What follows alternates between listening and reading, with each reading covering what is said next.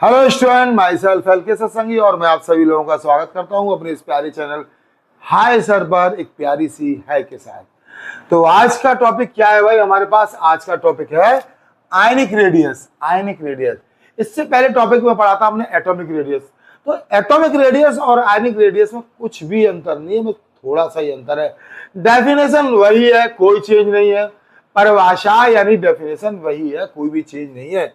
क्या? जैसे सपोज करो कि ये किसी आयन का स्ट्रक्चर है, ये इसका न्यूक्लियस है, ये इसका सेंटर पॉइंट है, और न्यूक्लियस के सेंटर पॉइंट से ये इसकी ऑर्बिट है। आउटर मोस्ट ऑर्बिट की जो डिस्टेंस होगी यहां से यहां तक, यही डिस्टेंस आपकी आयनिक रेडियस कहलाएगी। यही एटॉमिक रेडियस की डेफिनेशन थी, बस वहां एटम आ गया, यहां आयन आ जाएगा। तो the distance of outer most orbit, the distance of outer most orbit from the centre of the nucleus, कहां से? न्यूक्लियस के सेंटर से। It's from the centre of nucleus of atom के प्लेस में मैंने यहां आयन लिख दिया, इट्स कॉल्ड आयनिक रेडियस। ठीक है भाई, आयनिक रेडियस यानी आयन। अब आयन की बात चले तो आयन तो भाई दो टाइप के होते हैं, एक पॉजिटिव आयन होता है और एक नेगेटिव आयन होता है। एक पॉजिटिव आयन होता है और एक नेगेटिव आयन होता है। जो क्वेश्चन आते हैं वो इनके अंदर से आते हैं, जो क्वेश्चन आते हैं वो इनके अंदर से आते हैं। क्या आते हैं भाई? चलो देखते हैं भाई। चलो पहले पॉजिटिव आयन के बारे में बात करते हैं। किसके बारे में बात करते हैं? पॉजिटिव आयन के बारे में। जैसे सपोज करो सोडियम है, सोडियम का एटॉमिक नंबर 11 होता है, 2,8,1, और सोडियम से बन गया सोडियम आयन। सोडियम आयन यानी सोडियम में पॉजिटिव आयन होता है 1। तो पॉजिटिव आयन कब बना होगा? जब इलेक्ट्रॉन लूज कर दिया होगा। तो इलेक्ट्रॉन कितने रह गए? 10 रह गए। 10 का मतलब हुआ 2,8।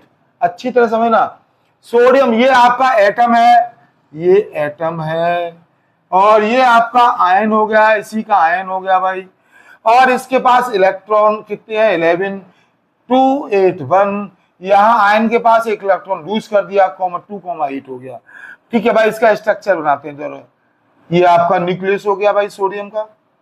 ठीक है, ये आपका न्यूक्लियस, ये फर्स्ट ऑर्बिट हो गई, ये आपकी सेकंड ऑर्बिट हो गई, और ये आपकी थर्ड ऑर्बिट हो गई। अच्छी तरह देखना, फर्स्ट ऑर्बिट में 2 इलेक्ट्रॉन है, ये लो 2 इलेक्ट्रॉन हो गए भाई। सेकंड में 8 इलेक्ट्रॉन है, 1, 2, 3, 4, 5, 6, 7, 8, और थर्ड में कितने? 1 इलेक्ट्रॉन, ओनली 1। ठीक है भाई, अब जरा देखना अच्छी तरह से। यहां आ जाओ, सोडियम आयन, यहां 2 ही ऑर्बिट रह गई। ये इसका न्यूक्लियस हो गया 1, 2। पहले में 2 इलेक्ट्रॉन है, ये देखो 2 इलेक्ट्रॉन है।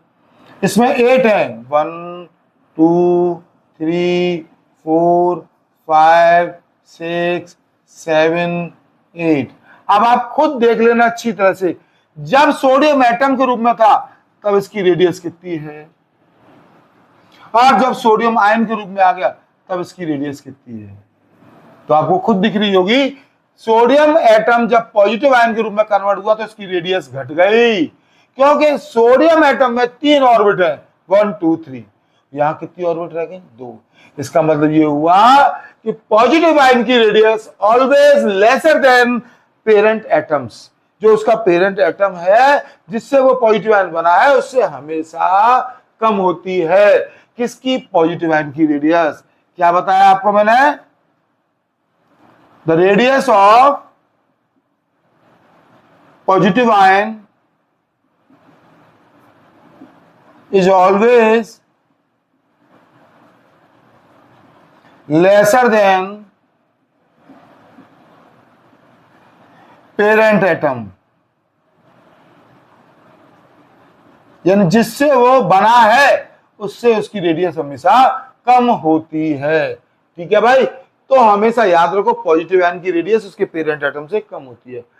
तो अब हम बात करते हैं बेटा नेगेटिव आयन वाले एलिमेंट्स के लिए, मतलब नेगेटिव आयन की बात करते हैं। तो नेगेटिव आयन की radius always greater than the parent atoms.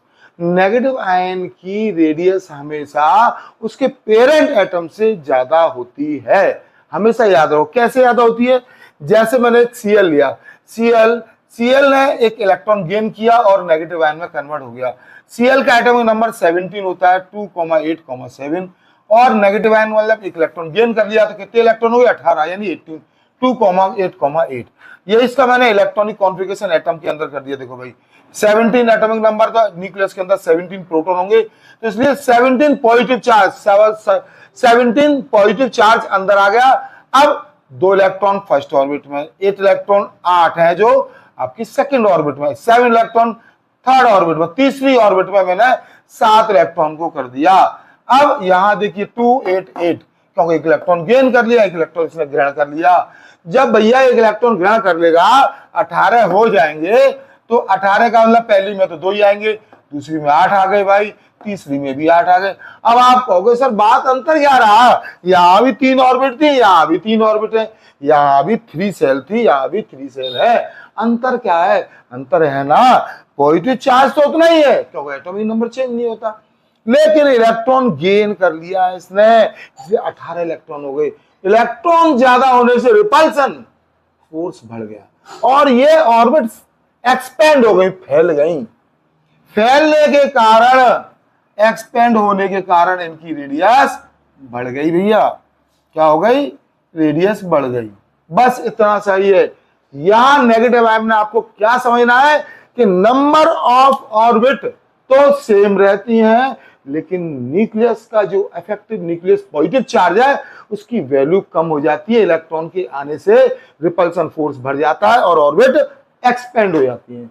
इस तरह से नेगेटिव आयन की रेडियस ऑलवेज उसके पेरेंट एटम से ज्यादा होती है। तो अगला टॉपिक है इसका वेरिएशन। किसमें वेरिएशन? आयनिक रेडिएशन में वेरिएशन। तो किसी भी आयनिक रेडिएशन में वेरिएशन वैसे ही होगा जैसे उसके पेरेंट एटम के लिए होता है। एटॉमिक रेडिएशन में जैसे वेरिएशन हुआ था वैसे ही होगा। मींस मान लिया ये लाइन किसको शो कर रही है? ये लाइन पीरियड को शो कर रही है भैया। हॉरिजॉन्टल लाइन पीरियड को शो कर रही है और पीरियड में लेफ्ट से राइट की ओर जाने पर, लेफ्ट से राइट की ओर जाने पर हमारी ionic radius left to right जाने पर डिक्रीज होती है और ग्रुप में ऊपर से नीचे आने पर, ग्रुप में ऊपर से नीचे टॉप टू बॉटम आने पर ये क्या हो जाती है भाई? इंक्रीज हो जाती है। कुल मिला के इसकी कहानी वही है जो एटॉमिक रेडियस की है, कोई भी चेंज नहीं है। क्वेश्चन जो आता है वो सिर्फ इसी पे आता है कि आखिर आयनिक रेडियस मतलब नेगेटिव आयन की रेडियस उसके पेरेंट एटम से ज्यादा क्यों होती है और पॉजिटिव आयन की रेडियस के पेरेंट एटम से कम क्यों होती है। तो वो मैंने सारा क्लियर कर दिया आज की वीडियो में। और आज की वीडियो के साथ साथ अब नेक्स्ट वीडियो जो भी आएगी वो बहुत ज्यादा बेस्ट आएगी। तो आज के लिए इतना ही काफी है। और आप लोगों से जाते जाते एक ही बात कहूंगा भाई, अच्छी वीडियो देखने के लिए अच्छे लाइक भी किया करो भाई। अगर आपको वीडियो पसंद आती है तो लाइक तो किया करो, इतना तो फर्ज बनता ही है आप लोगों का। तो फिर दोबारा से मिलते हैं इस अपने प्यारे चैनल पर हाय सर पर एक प्यारी सी हाय के साथ।